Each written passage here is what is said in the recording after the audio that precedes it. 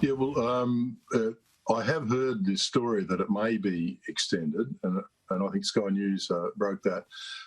My information is that there's a reasonable chance that we will be starting some small expedition type cruising before this next 3 months. So we're hoping that this is, the 3 month extension is not a full 3 month extension. It's perhaps on some of the major cruising, but generally there's been a lot of good work done with these cruise lines in terms of how they can be very COVID safe, and as you probably know that.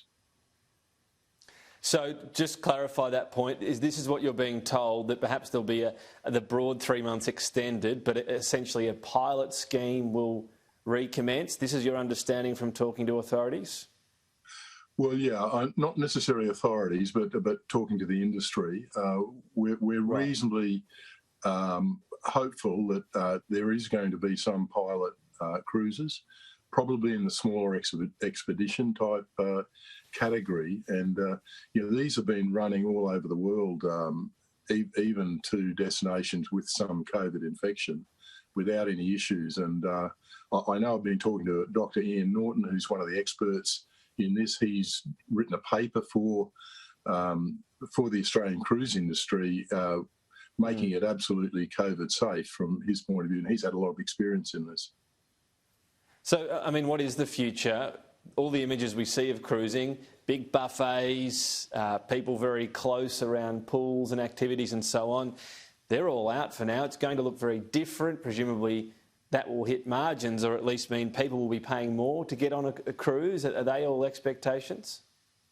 Look, it really depends. The big cruise ships are probably a little bit away from operating, but the MSC line, which operates around the Med, has been operating for the last few months. I think it's suspended again now, but they managed to have 6,000 berths for quite a few weeks, quite successfully with very little infection. They use the rapid testing. So there's plenty of technique.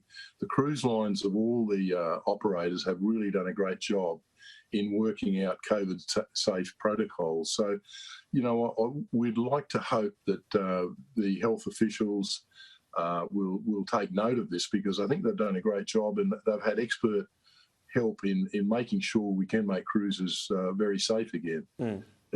Most of the cruises we're booking now is 2022 and 2023, and we're pretty hopeful that everything will be pretty normal then. That's a long way off, though. So, what's the viability of the industry with 3 more months of very limited cruising, and then who knows after that? Is there a concern about whether they'll grind to a halt? A whole lot of companies will go under?